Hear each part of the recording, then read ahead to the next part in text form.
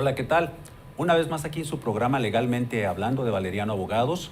El día de hoy tenemos pues la presencia no de un entrevistado, dos entrevistados de lujo. ¿Por qué de lujo? Porque son dos jóvenes muy entusiastas, muy preparados, muy académicos. Ellos imparten cátedra, imparten entrevistas, vienen aquí hacen conferencias, a las entrevistas que vienen con nosotros y otros medios de comunicación. Son como los guías del derecho mercantil oral que ahorita está en la actualidad.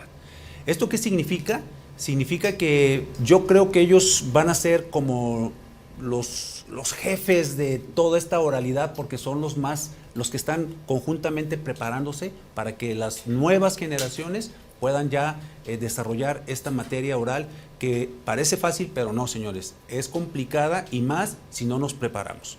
Bueno, pues tengo el gusto de presentar a dos amigos. En primer lugar, aquí al juez 11º de lo mercantil oral, el licenciado José Anastasio Quintero Segura, quien pues es un especialista en esta materia, ya ha estado con nosotros, ya nos ha hecho el favor, y pues el día de hoy, conjuntamente con nuestro segundo invitado y amigo, el juez 18º de lo mercantil, quien también es de oralidad, quien es el licenciado Jorge Alberto Rodríguez Chávez, quien pues también es, pues más o menos son de la camada y son muy buenos para esta materia, y pues el día de hoy los trajimos a los dos para aprovecharlos, y pues vamos a hacer dos programas con ellos: Derecho Mercantil Oral 1, que es y la próxima semana Derecho Mercantil Oral 2. Bueno, pues bienvenidos, amigos, gracias por participar con nosotros. Es la segunda vez también que viene nuestro querido Jorge, y pues bueno, vamos a tratar de que esto sea lo más ágil para que la gente y los abogados, porque yo estoy seguro que ellos van a estar captando esta entrevista, para que pues estos consejos, estos tips que ustedes nos puedan dar, los podamos utilizar en nuestro curso diario en materia mercantil. Bueno, pues vamos a empezar. Muchas gracias. Primero que nada, gracias por la invitación. Oye, no sé si darte las gracias o perjudicaste aquí a Jorge. Dices, son de la edad. No, Jorge es algo más chico. De edad, solo de edad. Toda la experiencia es la misma o más, pero de edad sí es más joven. Entonces ya no supe si... Eso me refería, la edad jurídica. Edad jurídica, exactamente. Entonces corregimos. No, muchas gracias por la invitación y con el gusto y el honor de estar con ustedes, participar con ustedes, intercambiar puntos de vista, que eso es lo que nos enriquece. Esa es la realidad. Pues gracias, Jorge, y de veras, mira, lo que decimos, es más chavo, sí, pero ve el nivel que está. Efectivamente. Eso es más orgulloso. Es que alguien tiene que cargar el maletín al jefe, yo siempre lo comento, por algo nos invitan. Vean la amistad que tienen, nos la vamos a pasar de lujo en este programa, porque ellos se llevan súper bien, y aparte, pues la cuestión jurídica, pues la combinan excelentemente bien. Bueno, pues vamos a empezar. Ya sabemos que los juicios mercantiles tradicionales pues ya prácticamente van de salida, porque pues ya ahorita lo nuevo es los juicios orales, ya se tiene tiempo, pero bueno, vamos a ver que nos digan ustedes en qué consiste la oralidad en los juicios mercantiles, para que la gente, para empezar por algo. Perfecto, bueno, tenemos que recordar que el juicio oral mercantil, el nombre como tal, yo lo veo erróneo, ¿no? Porque el juicio oral mercantil se compone, es igual que el tradicional en el aspecto postulatorio, escrito inicial de demanda, igual, es por escrito, contestación de demanda es por escrito, la vista es por escrito, o vistas, como queramos verlo, ¿no? Porque hay por ahí criterios que nos ponen a dudar si es nada más réplica y dúplica. Pero partiendo de esto, ahí precisamente empieza la oralidad. A partir de este momento se compone de dos audiencias. El gran cambio es el tema es qué se modificó en las pruebas, ¿no? El tema probatorio es lo que cambió, ese desahogo bajo la inmediación ante el juez es lo que cambia, ¿no? Y esto hace que el escrito inicial de demanda se tenga que ajustar, evidentemente, para las pruebas. El qué quiero probar y cómo lo voy a hacer a través de mis medios de convicción. No sé, amigo, ¿tú qué más ves de este...? Sí, sin duda el procedimiento es el mismo que veníamos conociendo. Lo que cambia es la manera de ejecutar el proceso. Al migrar esto a la oralidad nos permite que en dos audiencias, como lo refiere Jorge, y en ocasiones hasta en una sola, podamos concentrar todo el proceso que nos llevaba un promedio de 18 a 24 meses, se ha reducido a 2 meses, 2 meses y medio. Quien me diga que el sistema no funciona, bueno, ahí están los expedientes que respaldan esa condición. Sí estamos en un proceso de construcción, claro, pues es como todos los procesos. Su incorporación implica todo un modelo de adaptación, un cambio de paradigma. Hay que regular que el procedimiento oral se regula en 50 artículos. Y resultó al principio, y sigue teniendo mucha resistencia, porque la gente dice, bueno, ¿cómo es posible? Lo que pasa es que vivimos sobreregulados. Queremos un artículo para cada conducta que vamos desarrollando en un proceso, no es posible. El procedimiento oral ha demostrado que permitas que el juzgador actúe con libertad y que las partes actúen con libertad en una condición de principios rectores, te da la posibilidad de llevar un juicio, la realidad, mucho más pulcro que como lo veníamos conociendo. El procedimiento oral escrito, no es malo, nunca fue malo. Abusamos de las figuras que se fueron incorporando. Abusamos de la revocación, todo revocábamos, abusábamos de la apelación, lo utilizamos como un mecanismo de dilación. Yo creo que fue un atino que el legislador eliminara los sistemas de impugnabilidad. Me parece que debió de haber dejado la revocación, nos pudo haber permitido hacer mejores prácticas, sí. Okay. Inclusive te anticipo, Jorge recientemente este año se incorporó al claustro de los que pertenecemos a la CONAMER. Es un grupo de jueces a nivel nacional, participamos 64 jueces de todos los estados de la República y el centro, que formamos estos grupos de trabajo para llevar mejores prácticas al desarrollo del procedimiento oral, y esas mejores prácticas típicamente se reflejan en procesos legislativos para reformas. Entonces, Jorge este año que se incorporó, y la verdad es que estuvo participando, felicidades por eso, un par de participaciones súper interesantes, y la verdad es de mucho acogimiento en ese grupo. Digamos que es como el grupo más selecto de jueces orales en el país, a nivel nacional. Participamos los dos en ese claustro de juzgadores, y lo más interesante de esta parte es... ¿Son los únicos ustedes de Jalisco? Sí. Bueno, entonces no nos equivocamos en todo lo que dijimos, ¿eh? Fíjate, ahorita ya lo estamos comprobando para que vean con quién estamos hablando. Muy bien, Pepe. Sí, nos ha dado esa experiencia, la verdad es de que, y más que la experiencia, el aporte que vienen y nos traen muchos compañeros, me atrevo a decirlo, Jorge fue de los que más aportó en esta última sesión, que fue en el mes de agosto. No, lamentablemente no ha podido ser presencial, espero que ya el siguiente año, en enero, febrero, pueda ser presencial, porque es enriquecedor. Sobre todo nos traemos mejores prácticas, que ese es el objetivo.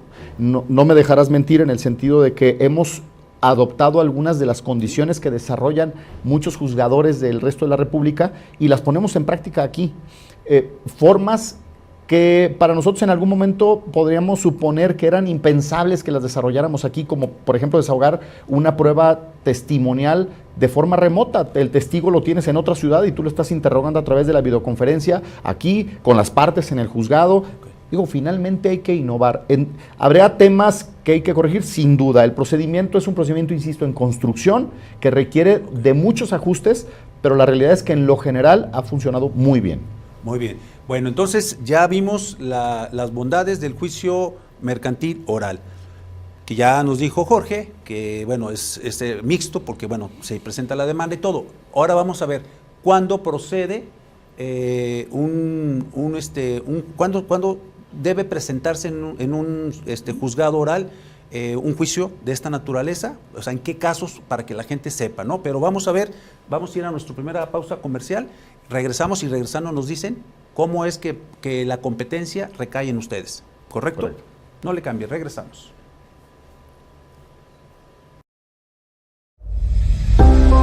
La pandemia nos detuvo, pero ya estamos de regreso. Una vez más con los invitados de lujo para que usted sepa el acontecer jurídico y pueda resolver las dudas que usted tenga. No se pierda cada 15 días, el miércoles en punto de las 7 de la noche, su programa Legalmente Hablando.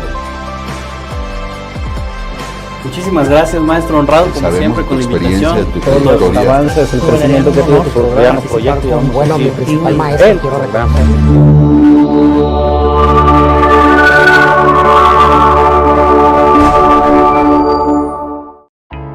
¿La pandemia te agotó tus tarjetas de crédito? Ven con nosotros, ya nos conoces, te ayudamos a resolver este y cualquier problema jurídico. Valeriano Abogados es hechos y no palabras.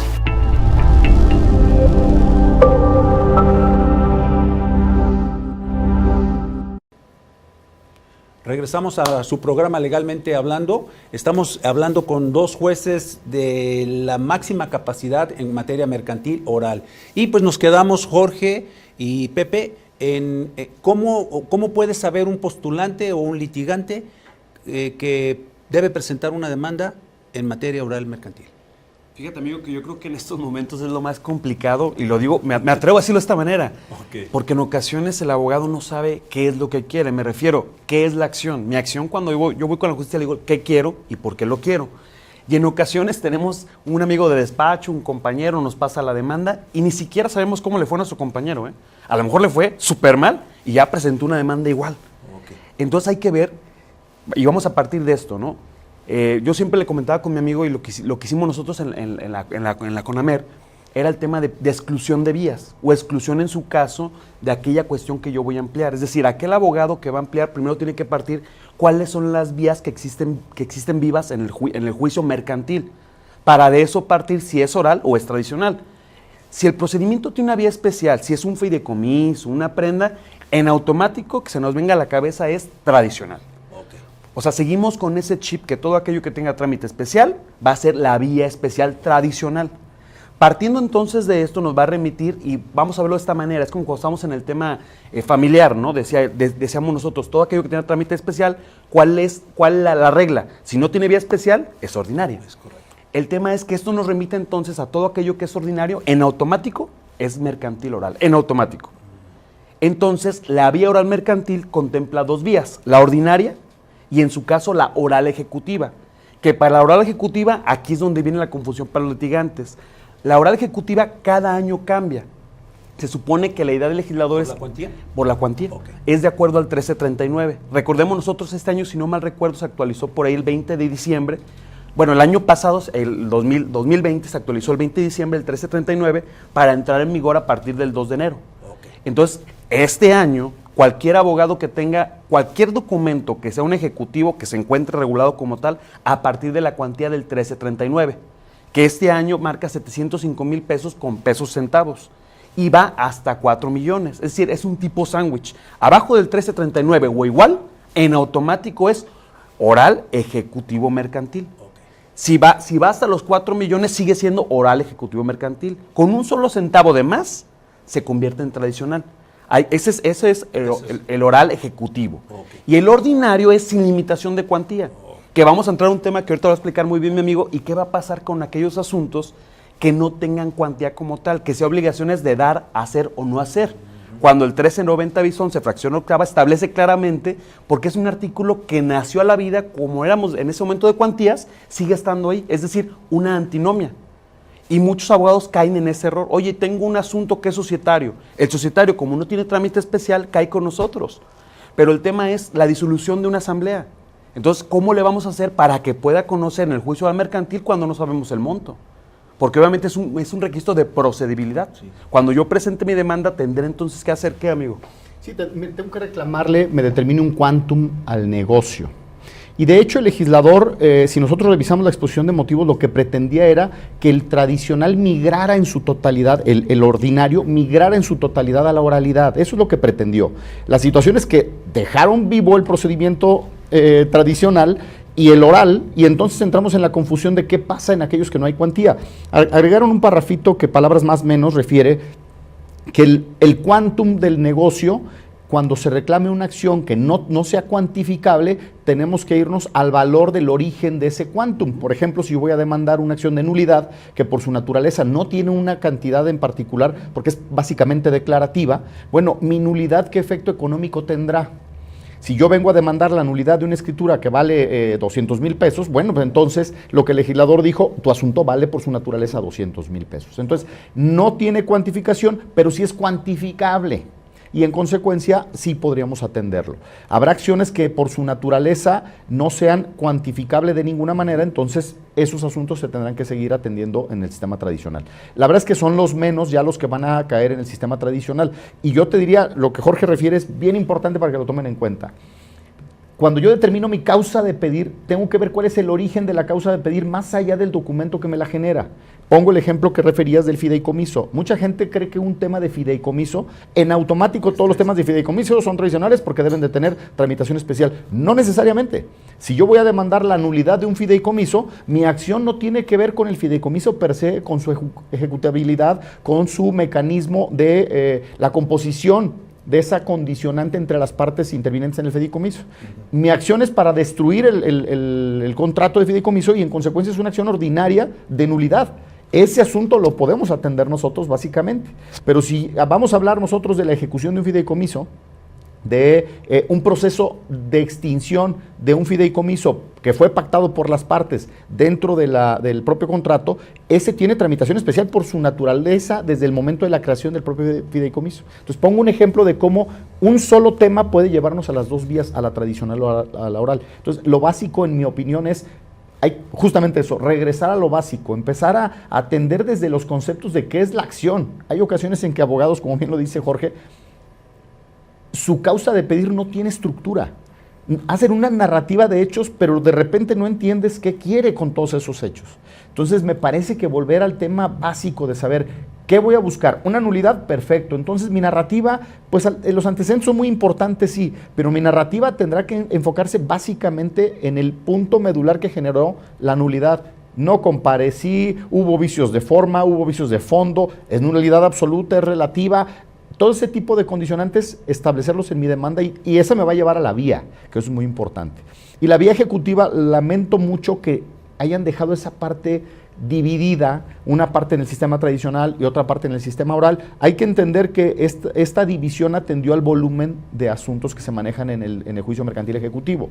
Los asuntos de cuantía menor, considerados hasta 705 mil pesos, es el grueso que se maneja a nivel nacional.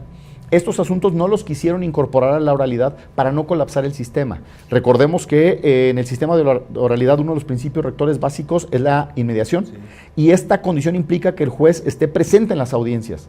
Ya quiero ver que en un sistema tradicional, en un juzgado que tiene 7 o 8 secretarios, el juez tenga que estar desahogando todas las audiencias. Es materialmente imposible. Por eso es que dejaron los de cuantía menor en el sistema tradicional.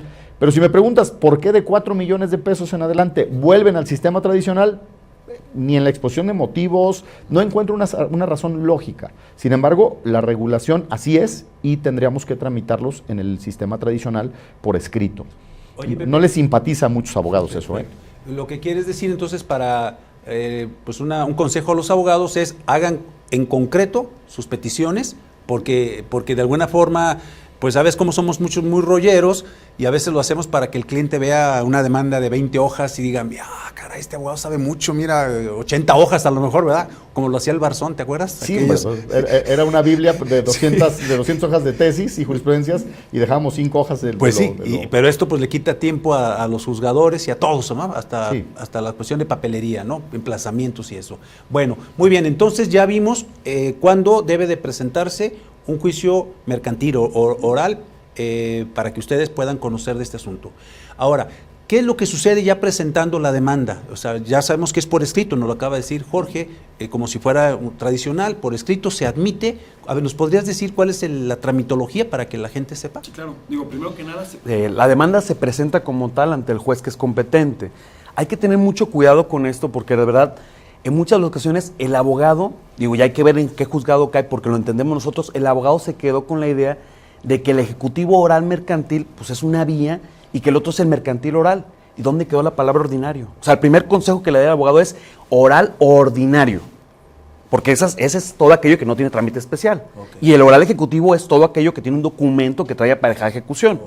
Eso nos va a dar, lo ponemos en el encabezado, lo decimos, eso en automático va a llegar con el juez porque aquí está la sorpresa. Me ha pasado a mí que en ocasiones me llega la demanda y ya no sé si es un mercantil ordinario o un mercantil ejecutivo, oral, ambos sí, porque sí, comparten la vía.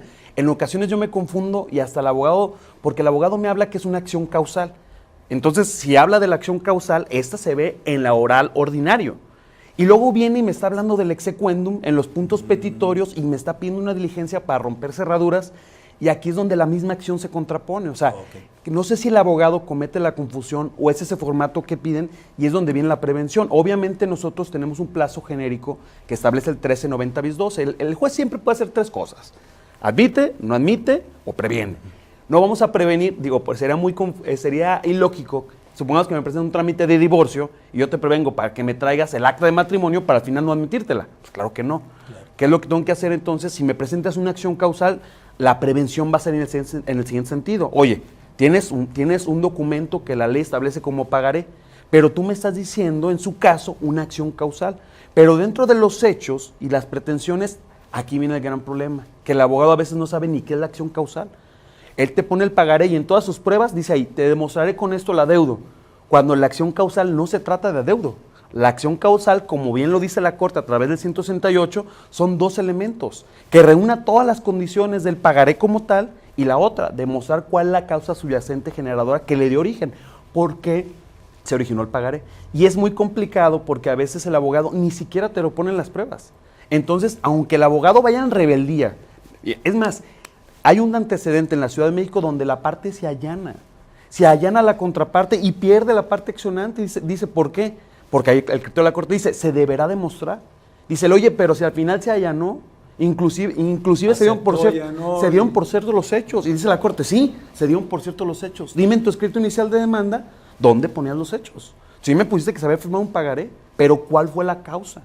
Entonces, esta confusión con el abogado, nosotros lo vemos a veces como jueces y es lo complicado, que los prevenimos y llega el abogado a veces muy molesto. Ya cuando le explicamos, porque Pepe y su servidor, ahora que estuvimos en la COFEMER, era parte de lo que decíamos, hay que ser pilotos para enseñar a los abogados.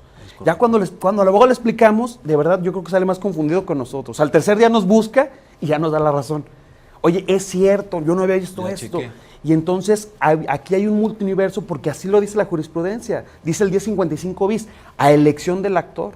Y eso lo replicó la Corte, aunque habla más bien de aquellas cuestiones que tengan garantía real, la Corte lo replica y dice, a ver, accionante, tú bajo tu acción, tú vas a elegir qué es lo que quieres y cómo lo quieres. Es decir, ¿cuál es tu accionar? ¿Va a ser la acción causal? Bueno, ¿cuáles son tus medios de prueba y cómo me vas a demostrar? Y eso entonces va a hacer que el actor escoja si se va a ir en su caso por una acción causal en el ordinario o se va a ir por un ejecutivo en la vía de oralidad. Ahora, oh sorpresa, ese es un tema que ahorita va a tocar también mi compañero. ¿Y qué pasa entonces si es de elección? Porque anteriormente decían los jueces de antaño que si había vía privilegiada no podía irse a la ordinaria. Es decir, la acción causal se creía, o al menos en ese momento así era, que todo aquello que tuviera trámite especial no podías ejercitar la ordinaria, porque tenías una vía privilegiada. La Corte vino a decir, oye, no, en este multiuniverso de vías, él va a elegir. Si él tiene, y pongo el ejemplo para los abogados que nos va a explicar muy bien Pepe, si él tiene un pagaré por 10,000 pesos y no lo quiere llevar en el tradicional, es decir, no se quiere ir a esa vía ejecutiva tradicional por el monto que es inferior al 1339, él puede optar a su elección con una acción causal. Entonces él se lo va a llevar a la oralidad en la vía ordinaria oral. Obvio, ya tiene otro requisito. Si anteriormente tenía el ser pagaré y demostrar, lo trae la oralidad. Es una locura, ¿eh? Para la gente que nos está escuchando, todo el mundo piensa que es una locura. Pero yo les digo a ellos, ¿y si tienes un contrato? ¿Y si tienes la confesional, testimonial, hasta una instrumental de actuaciones, una documental de informes al banco, el mismo rubro como se dio, préstamo por hipoteca, y esa es, al final le entró a él? Entonces, aquí el abogado es donde tiene que perfeccionarse y viene el cambio en el tema probatorio. Bueno, es que anteriormente se creía que únicamente poníamos la confesional y ya, ¿no? Ahora ponemos nuestros testigos, la confesional, la documental de informes bancarios. De mi cuenta a su cuenta salió y el rubro es pago de hipoteca. Entonces, ahora es donde el abogado elige la vía y mucho abogado puede decir, es que es una locura. ¿Por qué lo habría de llevar cuando tengo el exequendum del tradicional a oralidad? Pero aquí viene la sorpresa. ¿Y si tu asunto se acaba en 6 meses y ejecutas en 3 más? Ahora, si nos vamos al tradicional, ¿cuánto te lleva a ejecutar un pagaré de 10,000 pesos? A veces años. Sí. Porque tenemos la apelación, que acá ya no existe porque no hay recurso ordinario. Entonces, la tramitología es inferior y se ha vuelto que el abogado se ha innovado. El abogado que escucha esto llega ya demandando con acciones causales de 10,000 pesos y te solicita medidas precautorias. Entonces, esto hace que de alguna manera el abogado, como lo reitero, se ha perfeccionado y viene a cambiar también, ellos junto con nosotros, porque el abogado ya no puede ser cuadrado, ni el juez. Nos ha pasado que no se la admites porque anteriormente se creía que no había privilegiadas, se iban al amparo. ¿Y qué decían al amparo? Oye, espérame, ¿dónde está la tutela judicial efectiva y el acceso a la justicia? Admítesela. ¿Tú qué opinas, amigo? Bueno, Pepe, antes de que nos digas, vamos a ir a nuestra pausa. Se va a ir como agua, van a ver estos 2 programitas, porque, pues bueno, es tanta la información que tienen ustedes y yo creo que vamos a salir muy contentos, pero vamos a esta pausa y regresamos.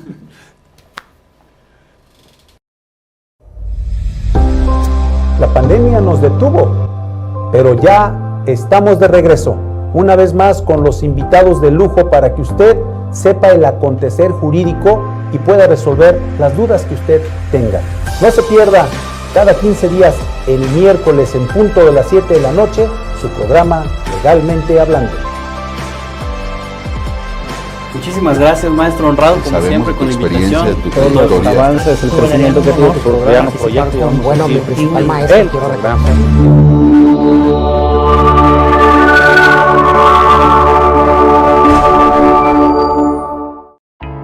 ¿La pandemia te agotó tus tarjetas de crédito? Ven con nosotros, ya nos conoces, te ayudamos a resolver este y cualquier problema jurídico. Valeriano Abogados es hechos y no palabras.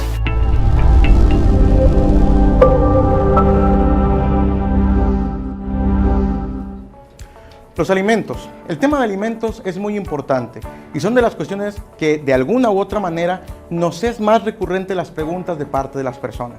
La gente quiere saber qué es lo que incluye en su momento dado la materia de alimentos. Vulgarmente pudiéramos entender que solamente se trata de comida.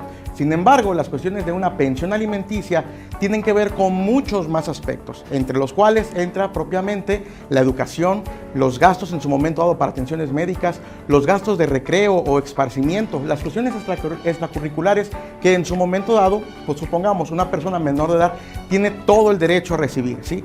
Entonces, la cuestión de alimentos es una circunstancia que de alguna u otra manera todo padre o madre tiene la obligación de entregárselos justamente a sus hijos. La gente piensa cuál debe ser la proporción o la cantidad que legalmente yo tengo que dar por alimentos. La ley no te establece cantidades fijas. La ley lo que te dice es que los alimentos deberán de ser proporcionales en dos aspectos. El primero de ellos, de acuerdo a las posibilidades económicas de la persona que tiene la obligación de otorgarlos. La segunda cuestión es que debe de ser de conformidad a las necesidades de aquella persona que tiene todo el derecho de recibirlos. Acérquense con nosotros, podemos ayudarles en este tipo de temas.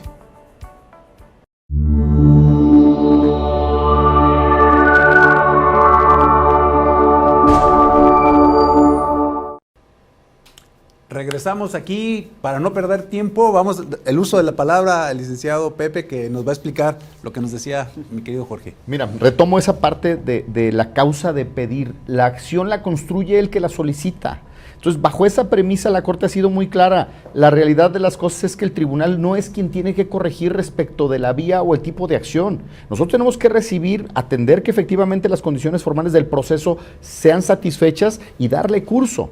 Pero no podemos hacer nugatorio porque una parte tenga un documento que tiene una serie de privilegios, pero no los quiera utilizar. Es un tema potestativo, es justamente lo que Jorge refería. Si yo tengo un documento que tiene aparejada ejecución y que ese documento me da oportunidad de salir a la vía ejecutiva, pero no lo quiero emplear así, bueno, me generará las cargas probatorias para justificar el origen de mi adeudo. Pero y si las tengo, ¿por qué me sujeto a un procedimiento que por su naturaleza se ha hecho dilata más para concluirse? Entonces, utilizan la oralidad para esa condición de expeditez, al menos para llegar a la sentencia. Quiero ser muy claro, el legislador se ocupó ahorita en primer orden de llegar a la sentencia lo más pronto posible. De la ejecución serán otros dos programas seguramente. El tema es, la ejecución genera una serie de complejidades y de opiniones divergentes mucho más amplias. Pero llegar a la sentencia está probado que la oralidad nos lleva más rápido a la sentencia. Entonces muchos, en lugar de tomar esa ejecutividad del documento, la sacrifican para salir a la oralidad y ganar en tiempo. ¿Qué ventajas tienen? Que bueno, finalmente las medidas precautorias ahí están. Hay a quienes no les gustan, han sido muy criticadas. Yo entiendo que la medida cautelar está mal regulada. Okay. Es más, yo no diría mal regulada, es muy limitada en su regulación. Es como muy impresionante, ¿no? Para la gente. O sea. Afortunadamente ya hay un par de criterios jurisprudenciales que hablan. Aquí nosotros, el Código de Comercio refiere exclusivamente dos mecanismos, que es la radicación de personas y la retención de bienes. Así lo refiere, y entonces se da esa falsa percepción de que solamente estos dos mecanismos pueden ser mecanismos generadores de tutela inicial del derecho. ¿A qué me refiero con ello? Que cuando yo vengo y demando y justifico la apariencia del buen derecho, un crédito líquido exigible, el peligro en la demora y particularmente garantizar el éxito de la ejecución de la sentencia, que eso es lo que busca medularmente una medida cautelar, no está limitada ni a la radicación de persona ni a la retención de bienes. Puede ser cualquier condicionante que permita que permanezca el hecho o el estado de derecho al momento de la presentación de la demanda. Al igual que las suspensiones en materia de amparo, no podemos nosotros preconstituir derechos, tenemos que conservarlos. Y que la finalidad fundamental de esta tutela de conservación sea verdaderamente llegar a una sentencia ejecutable. Recuerdo hace muchos años, y siempre lo tomo como ejemplo, el ministro, antes presidente Luis María Aguilar, él refería en un asunto muy curioso que tuvieron unos municipios que no le daban cumplimiento a unos laudos por gente que habían despedido. Es muy común. Es muy común. Y entonces ya prácticamente habían iniciado el proceso de destitución contra el presidente municipal porque no cumplía reiteradamente con las ejecutorias.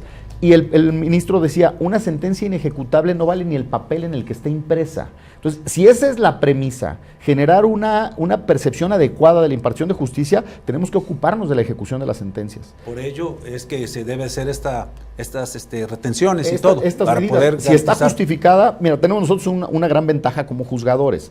La medida se despacha bajo la más estricta responsabilidad del que la pide. Que eso es una gran ventaja porque no nos vincula con esa responsabilidad. Pero claro que hay una responsabilidad jurisdiccional de que atiendas todo el parámetro y contexto de la apariencia, particularmente de la apariencia del buen derecho y de la ejecutabilidad de la sentencia para que la despaches.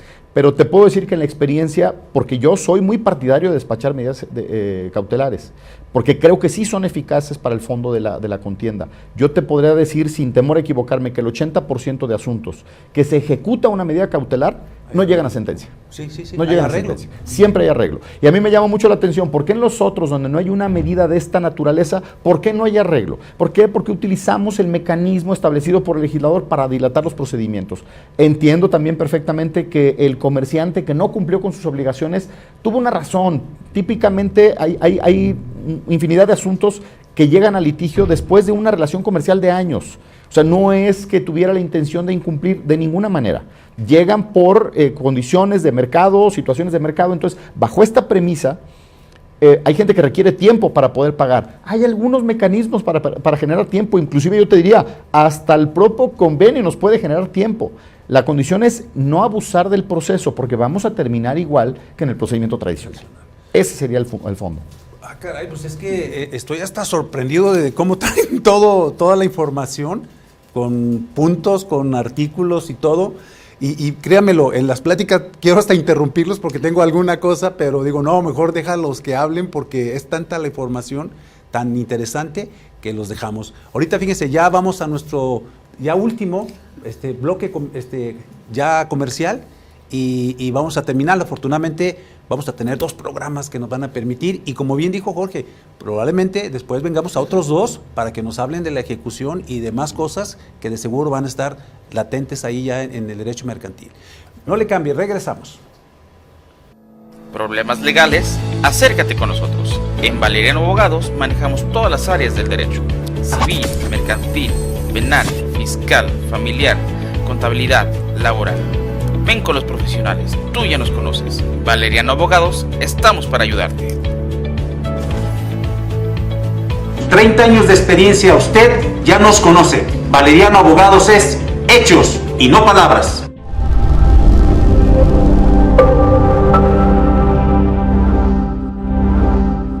En Esparza Monteón Abogados contamos con más de 30 años de experiencia en distintas áreas del derecho. Somos una empresa líder en recuperación y negociación de cartera vencida empresarial y personal. En Esparza Monteón Abogados convertimos problemas en soluciones y soluciones en oportunidades.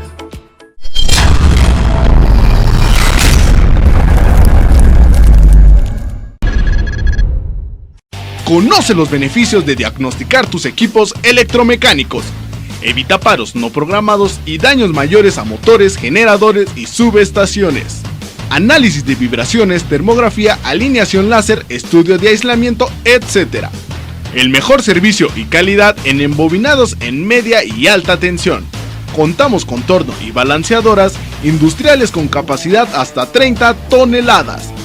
Temisa Soluciones Electromecánicas. www.temisa.mx.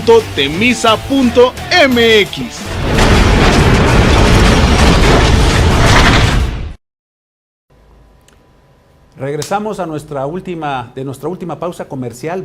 Estamos por terminar ya este programa y es increíble la información y conocimientos que tienen nuestros invitados y pues vamos a tratar de ser lo más rápidos que se pueda.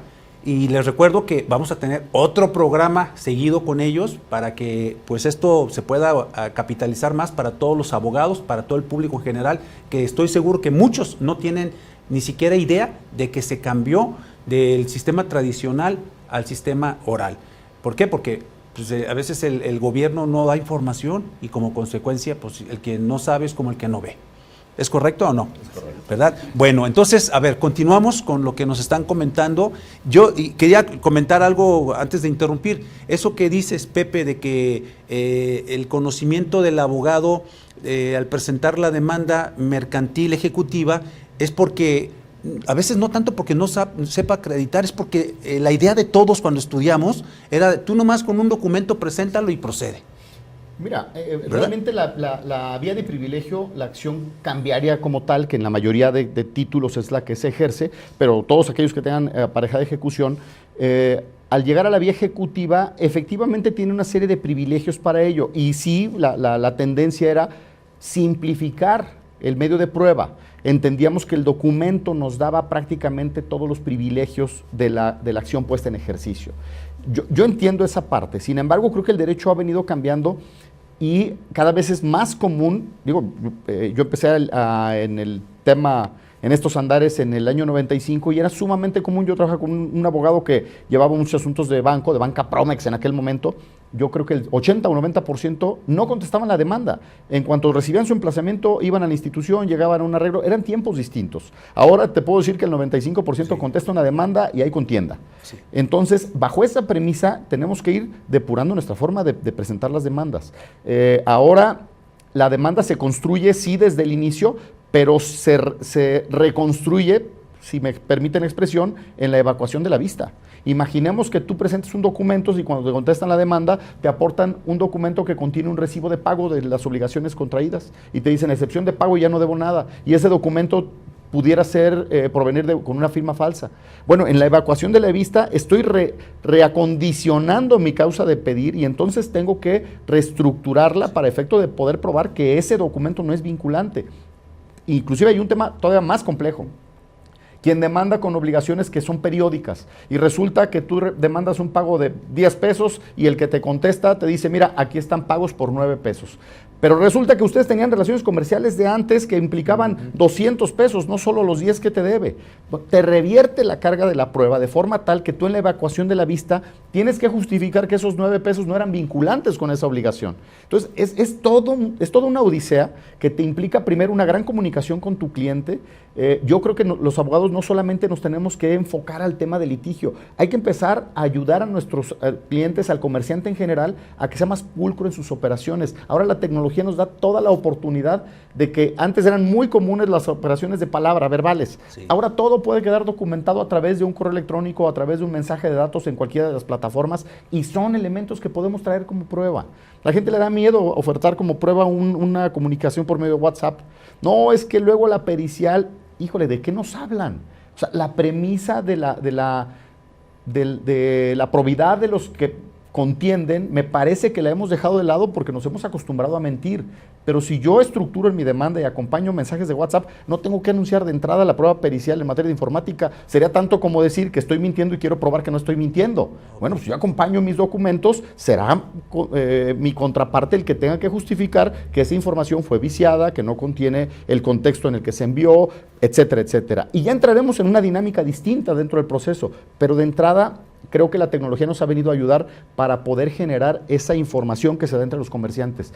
Bajo esa premisa, me parece que la construcción no solo puede quedar en la demanda. Hay que construir la demanda y la evacuación de la vista, fundamental, porque rehacemos nuestra demanda ahí. Ok, bueno, entonces yo sí creo que vamos a tener que hacer 4 programas, ¿eh? O sea, ya ahorita veo y creo que sí hay la voluntad, ¿no? Porque sí, para hacer el 3 y 4, porque que sea un mini curso para toda la gente y que quede para la eternidad ahí en nuestras plataformas. Imagina que todos los alumnos pónganse a ver las asesorías de los jueces pilotos. Ya ahorita ya me gustó esa palabrita, mi querido Pepe. Bueno, entonces, para irnos así como de principio a fin, vamos ya con la demanda, se presenta, ya dijimos que se puede admitir, no admitir o prevenir. Bueno, ya se admite la demanda, o bueno, vamos a dar, se admite la demanda y ¿qué sigue o no se admite? ¿Qué podemos decir, Jorge, ahí para que la gente vaya viendo? ¿Qué pasa? Por ejemplo, si se admite, obviamente viene el emplazamiento. Claro. Aquí viene un tema muy interesante con nosotros, que a pesar que tenemos un solo notificador como tal, aquí con nosotros las notificaciones de manera personal solamente tenemos 2 contempladas en la ley, el emplazamiento y la reconvención. Al no tener tanta carga, por así decirlo, porque al final la ejecución es donde nos está quitando un poco más de tiempo, por así decirlo, pues realmente el proceso... O sea, ya no tienen que hacer notificaciones como en el tradicional, que es ahora notifíquese personal. Sí. No, entonces nomás el principio, que viene siendo para el emplazamiento y para qué otra cosa. La reconvención. Es todo, nada más. Okay. Entonces la parte tiene que estar, así lo dice tal cual el 1390-10, que ya fue materia de jurisprudencia por la Corte. Okay. Ya hubo por ahí alguien que dijo que estaba violando ese derecho a ser notificado de manera personal y dijo la Corte, no, espérame, hay otro derecho, la inmediatez y la rapidez, la tutela judicial efectiva. Entonces, aquí la verdad se viene el pimponeo, dijera mi amigo, muy rápido. Escrito inicial de demanda se da en ese momento, emplazamos de manera oficiosa porque el propio código lo dice así. Nos ha pasado abogados que llegan a sacar fecha y ya se les fue el término para desahogar la vista. Imagínense qué curioso, o sea, yo parte actora presento mi demanda, estaba acostumbrado al tradicional, ¿sí? Llego 2 meses después y digo, oye, para sacar fecha, ¿cuál fecha? Si tienes audiencia el lunes, o ya se te fue la audiencia. El abogado, es a lo que yo voy, dijera Couture, ¿no? Estudia que el derecho se transforma.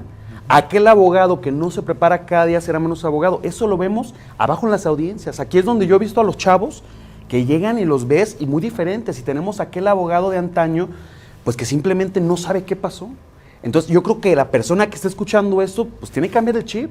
Recordemos que aquí el más fuerte no es, o sea, el animal más fuerte decía Darwin, no es como tal más fuerte, el que mejor se adapta. Sí, entonces aquí los abogados, es el tema probatorio, lo que decía Pepe, la vista para mí inclusive es el eje central del procedimiento. ¿Por qué? Porque precisamente es donde el actor vuelve a atacar y finaliza con el punto. Es decir, accionante dice, me debes, deudor dice, no te debo y te ofrezco esto. Imagínense entonces perder esa vista por una falta de atención, por una falta del abogado, porque recordemos otra cuestión, la vista, y esto es algo que, si hemos dicho muchas cosas que no han valido la pena, esto es lo que vale la pena el programa. El autorizado en términos amplios no puede evacuar la vista. Y nos pasa de verdad de 10 demandas en 5 asuntos, llega el autorizado evacuando la vista y pierde esa oportunidad. Imagínense entonces la parte demandada que pone, como decía Pepe, aquellos pagos, dice, con esto te pagué, y se cerró la litis. ¿Sí? Todo porque el actor no pudo demostrar que eran referentes a otros pagos, a otro contrato. ¿Y cómo va a ser la sentencia?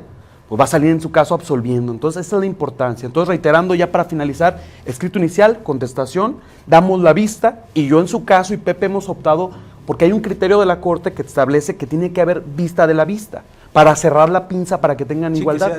Exacto, que haya la igualdad, la equidad. Porque supongamos que la parte accionante en la vista establece, no, estos pagos son de aquí. Sí, sí. Entonces la contraparte va a cerrar la pinza y va a decir, efectivamente, pero fíjate, aquí está otro contrato. Entonces la idea es cerrarlo y bajo el principio de igualdad, aunque la ley no lo dice, pero la Corte llega.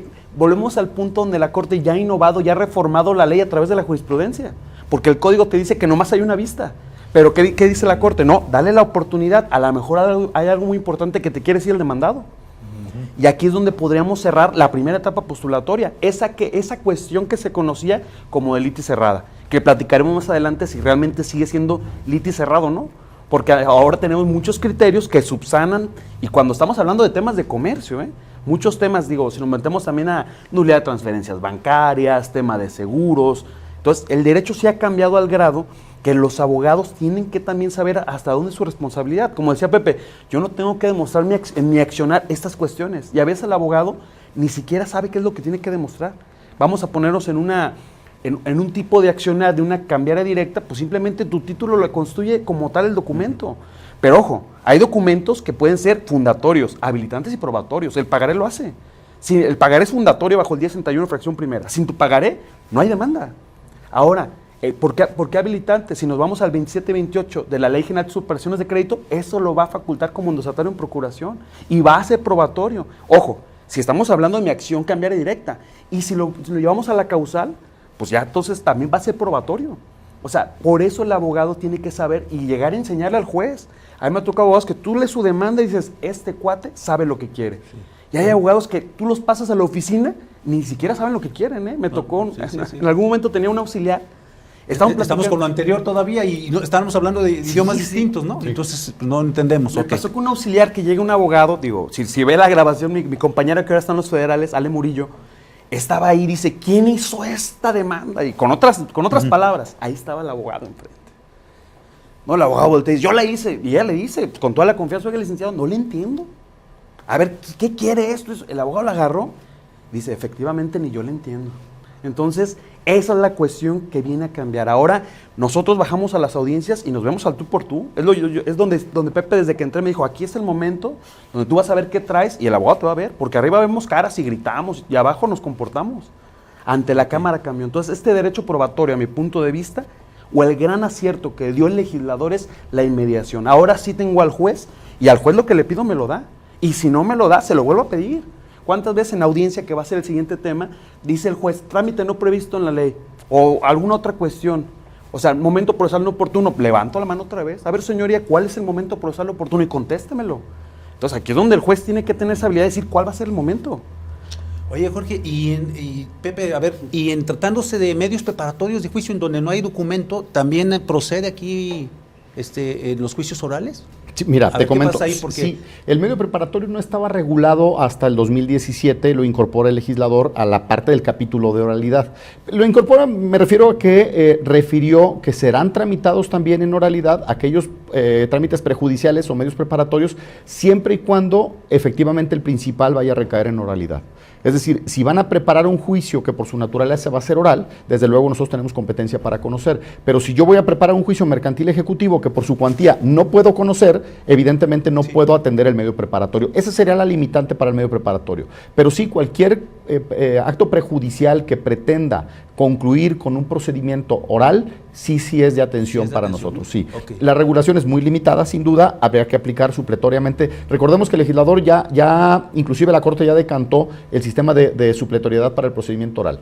Es supletorio el Código de Comercio en la parte general, en aquello que no esté previsto en el capítulo de oralidad. Okay. Y luego de ahí es supletorio el procesal federal y luego de ahí es supletorio el procesal local. En ese orden. Y desde luego, para las figuras jurídicas es supletorio el Código Civil Federal. Y si no está previsto el Código Civil local. ¿Por qué hago este comentario? Jorge hizo una observación que me parece súper atinente porque esto es diario, sumamente común. No ha lugar porque no es un trámite previsto. Efectivamente, los juzgadores no podemos pronunciarnos más allá de lo que la ley nos permite. Sin embargo, esto no puede interpretarse de ninguna manera en que yo no me pronuncie en un acuerdo o imparta el derecho solo porque el Código de Comercio no lo prevea. Si una figura jurídica no está prohibida por la ley, tengo la obligación de buscar, inclusive en la Constitución o en principios generales de derecho, qué figura le adecua a la causa de pedir a la petición para pronunciarme. Yo me atrevería a decir que un acuerdo que hoy diga no es un trámite previsto, sería lo más absurdo que habría en el derecho. Y no me refiero al procesal mercantil oral, a todo el derecho. Si yo te hago una petición formal, en términos del 8º constitucional y 35 constitucional, si te hago mi petición formal y no hay un fundamento que en primera mano lo tomes, es obligación del tribunal buscar el fundamento o la adecuación para pronunciarme. Ya no se vale eso de que, híjole, pues tu parámetro está previsto, entonces no te imparto justicia. Te niego el derecho del acceso a la justicia. Nos revierten esa parte. Por eso es lo que comentaba Jorge ahora. Un abogado llega en audiencia, te hace una petición, ahí no hay de que, pues espéreme, mañana le resuelvo. Hay que resolver en audiencia. Entonces, esto se ha convertido en un reto porque hay que ir preparados para todas las posibilidades que se pueden presentar una denuncia. El juzgador, pero también las partes. Cuando hablemos del sistema de audiencias, seguramente vamos a platicar de esta parte que tiene que ver con el anuncio de pruebas, la objeción de pruebas en audiencia. El abogado tiene que tener muchas habilidades ya ahora para su oratoria y sobre todo conocer su asunto. No puede llegar como un espontáneo. Esa es la primera recomendación que le daría. Y sobre todo, como dice Jorge, con el conocimiento de la materia oral, porque muchos abogados pensamos que porque estudiamos mucho mercantil y trabajamos hasta en bancos o trabajamos en muchas dependencias o hasta en propios juzgados con el sistema tradicional, pensamos, no, es igual, nada más que en vez de escrito ahí les hablamos y pues como yo sé todo, Pero no, aquí el tiempo apremia y si no lo hacen tiempo, y pierde, está, ¿no? Polo, decirlo muy claro, el mejor abogado es el que llega preparado para esa audiencia. Pueden tener 2,000 asuntos en su oficina, qué bueno que les va muy bien en su oficina y que profesionalmente son muy exitosos, pero van a tener una sola audiencia y un solo juicio. Entonces, porque me ha tocado ver tristemente que hay muchos abogados que llegan y son muy exitosos, son muy conocidos, pero llegan al asunto y no tienen ni idea de lo que está pasando. Quieren formular preguntas en un interrogatorio a testigos o quieren formular preguntas en un interrogatorio a las partes en una prueba confesional y de repente no pueden ni siquiera estructurar la pregunta, no porque no tengan el expertise o la técnica, porque no conocen su asunto. Y es muy triste. Yo debo reconocer a las abogadas, particularmente a las mujeres que son sumamente disciplinadas, al menos en porcentaje, les puedo decir que sí nos duplican esa posibilidad y capacidad de atender una audiencia. Van perfectamente estructuradas saben lo que quieren. Y bueno, típicamente una mujer así es, ¿no? Sabe lo que quiere. Entonces en las audiencias pasa lo mismo. Entonces, y debo felicitar que son mucho más acuciosas en el trámite y que aparte están ellas atendiendo. manejan 3, 4 cosas a la vez y en la Nosotros misma audiencia podemos. que nosotros no podemos, ellas están viendo al juez, están viendo a las partes y nosotros a veces no tenemos esa capacidad por cuestión ya Digamos natural. que sí nos llevan ese punto de ventaja. Sí, sin entonces duda. ahí la clave sería pues llevar una asistente, sí, o una compañera abogada. Ir que preparado y bien confiar en el abogado que va contigo, intercambiar puntos de vista, todo se vale en audiencia. Ok. Oiga, juez, deme un receso de 2 minutos, necesito consultar un tema. ¿Por qué no? ¿Dónde está la prohibición de que se solicite un pequeño receso? A mí me ha tocado ver que, por ejemplo, llega un apoderado en la audiencia, se le reconoce el carácter en la audiencia, pues la contraparte tiene posibilidad de impugnar la representación. Y los abogados tal vez no vayan preparados para revisar el poder. Bueno, pues deme 3 minutos para revisar el testimonio, a ver si tiene facultades suficientes, a ver si voy a iniciar un incidente de falta de personalidad oral en ese momento. Es que es muy cómodo llegar a mi oficina, revisar el documento, ponerme a hacer un escrito en lo que tomo un cafecito, pregunto, oye, ¿te ha tocado un tema de esta naturaleza? ¿Eso se acabó? En audiencias eso se acabó. Entonces es bien importante, por eso cuando hablemos del tema de las audiencias, particularmente la preliminar y la de juicio, tengo que tener conocimiento de a qué voy, y es bien triste que los abogados llegan y no saben de qué asunto están tratando. Conocen su juicio, pero no saben a lo que fueron. Es muy triste esa parte. Entonces, para concluir este programa, sabemos que es la primero de 4 que vamos a hacer, y aquí ya se comprometieron los expertos, porque yo creo que no podemos dejar a la gente a la mitad, y vamos a hacerlo completo para que sea un minicurso, como lo dijimos, ¿no? La primera regla que deben tener los abogados es prepárense bien, conozcan bien a su cliente y conozcan bien todos los pormenores del asunto, que a veces no lo hacemos, nomás recibimos el documento y ya. Aquí hay qué tiene, qué hizo, y entréguenme documentación para estar preparado si me revierte o me reconviene, etcétera, etcétera, ¿no? Esa sería la conclusión de este programa en esta etapa que vamos. ¿Es correcto? Sí, yo te agregaré a 2 puntos. Abogados, lleven sus códigos, lleven su computadora con sus códigos. Por piedad, lleven pluma en qué anotar. Es bien triste que el abogado llega desarmado. Sí, literal, sí me han pedido y bueno, pues accedemos. Me han pedido mi código, así como mucho gusto se lo presto, pues, pero híjole, es bien triste esa parte, porque somos los profesionales en este tema. Y algo que ha venido cambiando mucho, la mala praxis ahora se convierte en una acción de responsabilidad civil. Ahora el abogado que tiene mala praxis en el proceso puede ser responsable de daños y perjuicios por responsabilidad civil contractual o extracontractual, según sea el caso. Entonces hay que tener mucho cuidado en eso. A ver, Jorge, algo que nos quieras decir, ya estamos por terminar. Para cerrar sería esto, ¿no? Digo, recordemos nosotros que los juicios orales mercantiles como tal iniciaron, bueno, la primera demanda fue 2015, tenemos 6 años, es muy triste ver, supongamos nosotros, así como si fuera un futbolista, ¿dónde se hace el futbolista? Pues en el campo. Es muy triste ver las salas de juicio oral solas, hablando 2 partes y solas, y son salas enormes. Nadie vamos a ver, a aprender. Exacto, veo abogados que afuera están esperando por sus copias, sentados viendo las palomas, que podrían decir, ¿sabes qué? En media hora que tengo mi audiencia, en 40 me meto a la sala. O le invierto otra media hora. Sí, le invierto otra media hora y tomo eso, pero es triste ver abogados que, en serio, yo veo abogados que ni siquiera traen pluma, no traen papeles, no traen códigos, y eso es lo más triste. Si la otra persona me está lanzando una jurisprudencia, vamos a ponerlo de esta manera, en vía oral, y el otro abogado no dice nada, se queda callado, y luego sale de ahí, se da cuenta y dice, oye, ese poder o esa jurisprudencia ni existe. ¿Cómo me regreso? Pues ya precluyó tu derecho. ¿Por qué? Por no estar preparado y no tener una técnica de litigación oral, como dice mi amigo Pepe. A mí nunca me pasa que los abogados, oye señora, yo no conozco la jurisprudencia, ¿me da 5 minutos? Podemos hacer un espacio, una pausa de acuerdo al 1390-25, claro, en estos momentos hacemos un receso de 10 minutos y se pasan, pero no lo hacen. Entonces, si la parte no te pide principio dispositivo, en ocasiones yo como juez me quedo pensando, digo, híjole, se lo está comiendo al abogado. Entonces, ahí es el tema del estricto derecho. Yo como juez reformulo, me meto a preguntar sobre el poder cuando es obligación de la otra parte, y es triste ver que ese abogado se lo están comiendo en ese momento, que ese abogado está perdiendo el asunto, porque ahí tenía un tema de personalidad que podía ganar. Es decir, aquel apoderado que traía, no sé, algún poder que ya estaba extinto, prescrito, por así decirlo, pues de la entidad de aquí, de Jalisco, o cualquier tema que es interesante. Sí. A veces yo tengo ganas y yo siempre doy el principio de contradicción por eso. O sea, a ver, abogado, bajo el principio de contradicción horizontal, ¿qué tiene que opinar? Esperando que el abogado me dé carnita también para el tema y resolver. Y volteó el abogado voltea, no, eso sí, muy educado, muy educado. No, lo que tenga bien resolver, señoría. Y es cuando digo yo, oye, pues también estás tú aquí, o sea, no me la vintes a mí nomás. Porque puede haber a jueces, porque yo he escuchado jueces, ahora que estuvimos en la CONAMER, decía el juez, las partes son las que deciden, no tú. Si no te lo dan, tú resuelves conforme a lo. No hay suplencia en la deficiencia. No hay suplencia. Y ese es el tema que nos tiene muy confundidos, ¿no? Pero en pocas palabras, prepárense. Y vean cada uno de los jueces cómo resuelve. Hay unos que son muy legalistas, otros muy formulistas, otros de derechos humanos.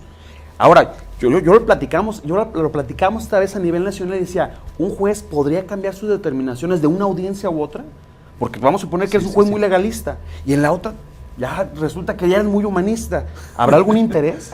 Entonces hay que ver contra quién nos vamos a enfrentar. Hay que conocer también el tipo de juez, de manera de pensar, ¿no? Sí. Exacto. Bueno, pues señores, terminamos nuestro primer programa. Se nos fue como agüita como siempre, pero próxima semana seguiremos con la parte 2. Regresamos la próxima semana. Gracias.